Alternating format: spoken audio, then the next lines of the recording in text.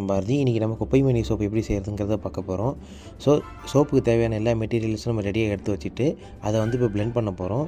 Once இது blending வந்து கரெக்டாக நடந்து முடிஞ்சோடனே இதில் வந்து குப்பைமேனி ஃப்ளேவரை வந்து ஆட் பண்ண போகிறோம். அதாவது குப்பைமேனி பவுட்ரு.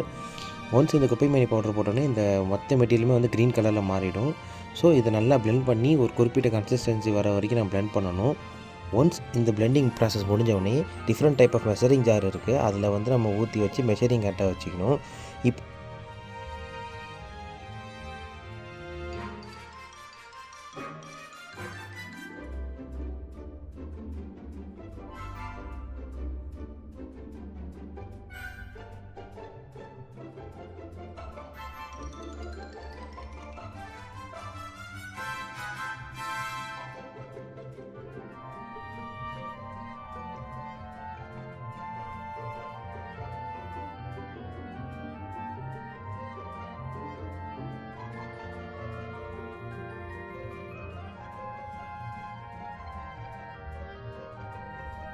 இப்போது சோப் மோல்டு எல்லாத்தையும் வரிசையாக எடுத்து வச்சுருக்கோம். இதில் ஒன்று ஒன்றா ஊற்ற வேண்டியதுதான் பாக்கி.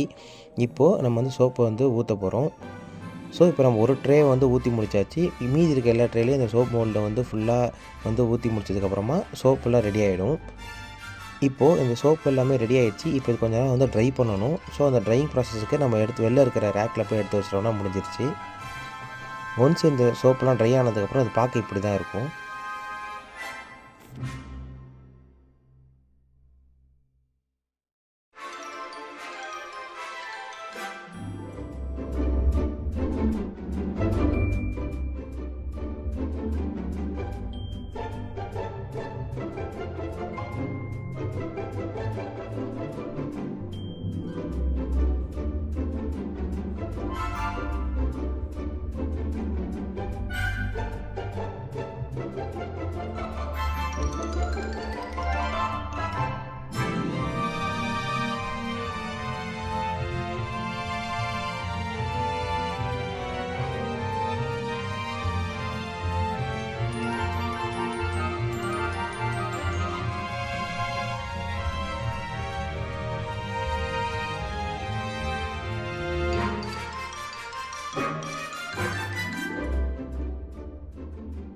டேமேஜ் இருக்கா இல்லையான்னு தரவாக செக் பண்ணிவிட்டு அதுக்கப்புறமா வந்து பேக்கிங் ப்ராசஸ் மட்டும்தான் பாக்கி.